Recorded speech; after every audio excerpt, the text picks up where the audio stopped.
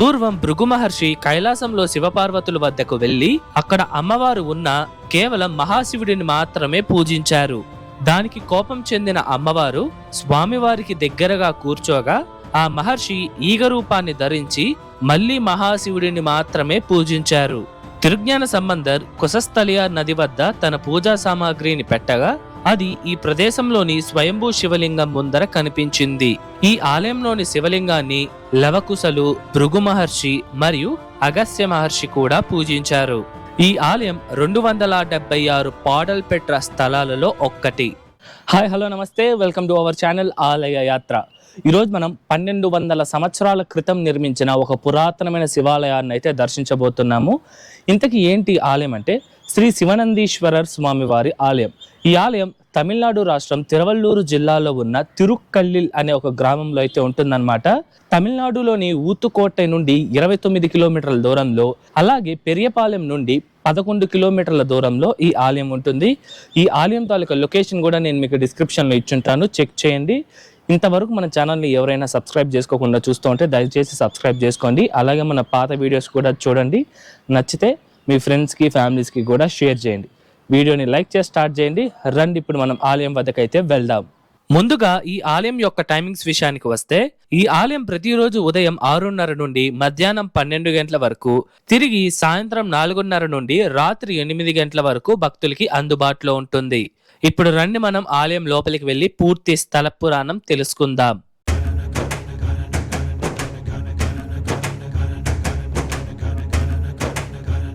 పూర్వం భృగు అనే మహర్షి ఉండేవారు. ఈయన పరమేశ్వరుణ్ణి మాత్రమే పూజిస్తారన్నమాట. ఒకసారి భృగు మహర్షి కైలాసానికి వెళ్ళగా అక్కడ శివపార్వతులు ఇద్దరు ఉన్నారు. అప్పుడు ఆ మహర్షి అమ్మవారిని పట్టించుకోకుండా మహాశివుడిని మాత్రమే పూజించారు.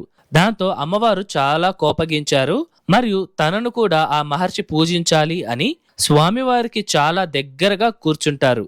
అయినా సరే భృగు మహర్షి ఈగ రూపాన్ని ధరించి పరమేశ్వరునికి మాత్రమే ప్రదక్షిణ చేస్తారు. ఇక మహాశివుడే రంగంలోకి దిగి శివుడు మరియు శక్తి వేరువేరు కాదు, ఇద్దరూ ఒక్కరే అనే విషయాన్ని ఆ మహర్షికి చెప్పడానికి స్వామివారు మరియు అమ్మవారు ఇద్దరు కలిసి అర్ధనారీశ్వర రూపంలో భృగు మహర్షికి దర్శనమిచ్చారు. అయినప్పటికీ ఆ మహర్షి శివుడే ఈ సృష్టికి మూలం, ఆ పరమాత్ముణ్ణి తప్ప నేను ఎవ్వరినీ పూజించను అని మూర్ఖంగా మాట్లాడుతారు. ఈ సంఘటన జరిగిన తరువాత ఆ మహర్షి భూమి మీదకు వచ్చి ఈ ప్రదేశానికి చేరుకున్నారు. ఆ సమయంలో ఇక్కడ శక్తివంతమైన స్వయంభూ శివలింగం ఉండేది. ఈ లింగానికి అప్పుడే అగస్త్య మహర్షి కల్లిల్ అనే పుష్పాలతో పూజించాడు. తర్వాత భృగు మహర్షి ఈ లింగాన్ని పూజిస్తూ ఉన్నప్పుడు పరమేశ్వరుడు పార్వతీదేవిని ఒడిలో కూర్చోపెట్టుకొని భృగు మహర్షితో, ఈ శక్తి లేకపోతే ఈ శివుడు కూడా లేడు, మా ఇద్దరు ప్రేమ మరియు శక్తి విడదీయరానిది అని ఆ మహర్షితో చెప్పగా భృగు మహర్షి తను చేసిన తప్పును తెలుసుకొని తను మూర్ఖత్వాన్ని క్షమించమని పార్వతీదేవి అమ్మవారిని వేడుకున్నారు. అప్పుడు అమ్మవారు కూడా ఆ మహర్షిని క్షమించి ఎల్లప్పుడూ ఆనందంగా ఉండమని ఆశీర్వదించింది. ఇందుచేతే ఇక్కడ ఉన్న అమ్మవారిని ఆనందవల్లిగా పూజిస్తారు. అలాగే ఈ శివలింగాన్ని కల్లిల్ అనే పుష్పాలతో పూజించినందున ఈ గ్రామానికి తిరుక్కల్లిల్ అనే పేరు వచ్చింది. ఈ ఆలయంలోని మరొక స్థల పురాణం ప్రకారం పూర్వం కైలాసంలో శివపార్వతుల వివాహాన్ని చూడడానికి అనేక దేవదేవతలు వచ్చారు.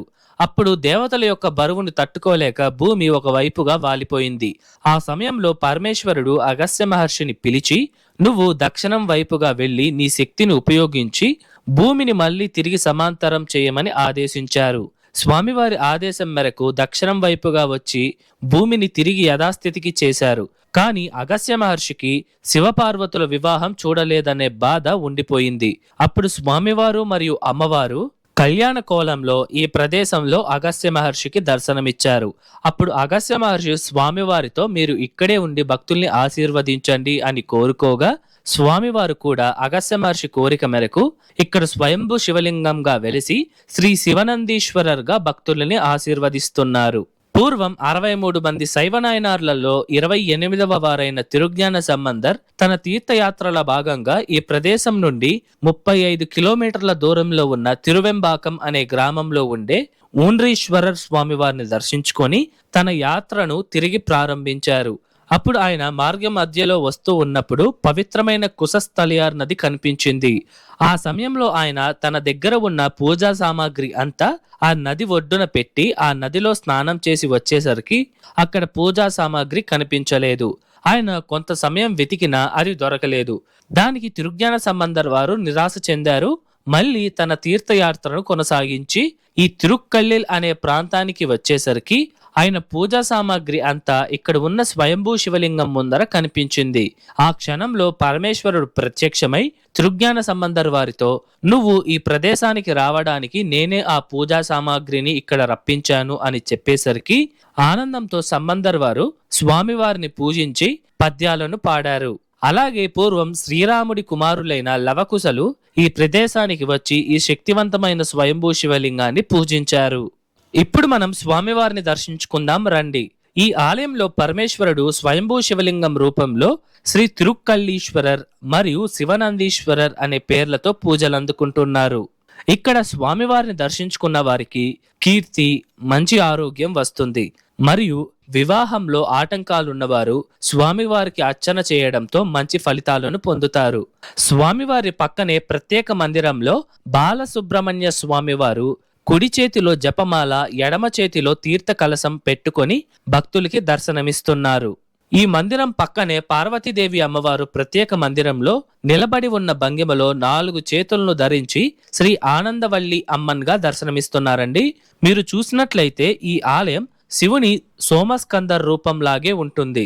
ఇక్కడ శివుడు, సుబ్రహ్మణ్య స్వామి మరియు పార్వతీదేవి ఏ వరుసలో అయితే ఉన్నారో అదే విధంగా ఈ ఆలయంలో కూడా పరమేశ్వరుడు, మధ్యలో సుబ్రహ్మణ్య స్వామి వారి మందిరం, చివరిగా పార్వతీదేవి అమ్మవారి మందిరం ఉంటుంది. ఈ ఆలయంలోని శివనందీశ్వరర్ స్వామి వారిని 63 మంది శైవ నాయనార్లలో 28వ వారైన తిరుజ్ఞాన సంబంధర్ వారు కీర్తించి తెవ్వారంలో లిఖించడం ద్వారా మహాశివుని శక్తివంతమైన మరియు పవిత్రమైన 276 పాడల్ పెట్ర స్థలం లేదా పాడల్ పెట్ర శివాలయాలలో ఈ ఆలయం కూడా ఒకటిగా నిలిచింది. ఇదివరకే మన ఛానల్లో దాదాపు 26 పాడల్ పెట్ర స్థలాలను అయితే దర్శించడం జరిగింది. ఆ వీడియోస్ ఎవరైనా చూడకపోయింటే మన ఛానల్ ప్లేలిస్ట్ లో ఉంటుంది, చెక్ చేయండి. ఇదేనండి ఈ ఆలయ తీర్థం. దీనినే నంది తీర్థం అని పిలుస్తారు. చూడడానికి కొంచెం పెద్దదిగానే ఉంటుంది.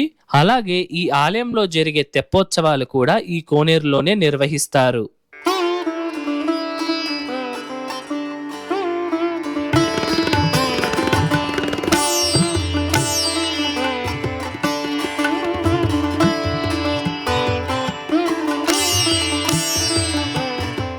ఇప్పుడు మనం ఈ ఆలయం యొక్క పూర్తి నిర్మాణ చరిత్రను తెలుసుకుందాం.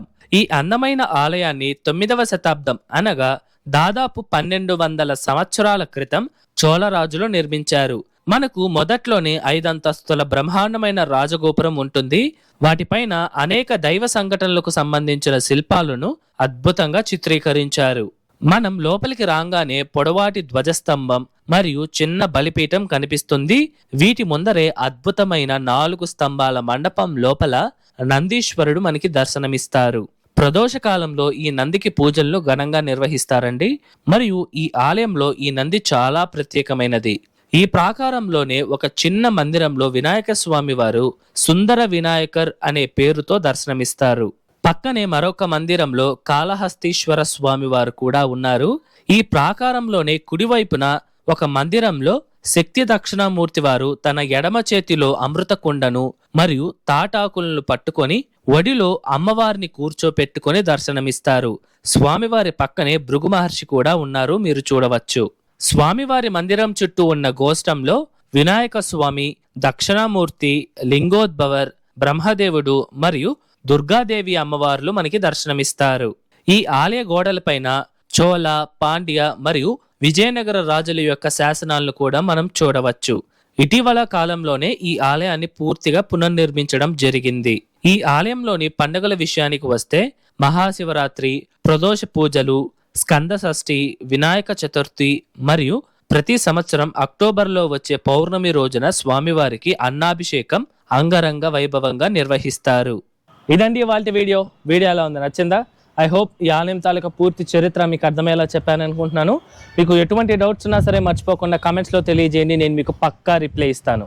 అలాగే ఈ వీడియోకి ముందు మన ఛానల్లో అష్టాదశ శక్తి పీఠాలలో రెండవదైన శ్రీ కామాక్షి అమ్మవారి ఆలయం మరియు కామాక్షి అమ్మవారి ఆలయం లోపల ఉన్న శ్రీ మహావిష్ణువుని 108 దివ్య దేశాలలో ఒకటైన శ్రీ ఆదివరాహ పెరుమాళ్ ఆలయాన్ని అయితే మనం దర్శించడం జరిగింది. ఈ వీడియోస్ ఎవరైనా చూడకపోయింటే వాటి లింక్స్ నేను డిస్క్రిప్షన్లో ఇచ్చుంటాను, చెక్ చేయండి. వీడియో ఎలా ఉంది, నచ్చిందా? నచ్చితే లైక్ చేయండి, మీ ఫ్రెండ్స్ అండ్ ఫ్యామిలీస్కి షేర్ చేయండి, అండ్ దయచేసి మన ఛానల్ని సబ్స్క్రైబ్ చేసుకోండి. మరొక అద్భుతమైన ఆలయం వీడియోతో మీ ముందరకు వస్తా. అంతవరకు మీ శివవర ప్రసాద్ సైనింగ్ ఆఫ్.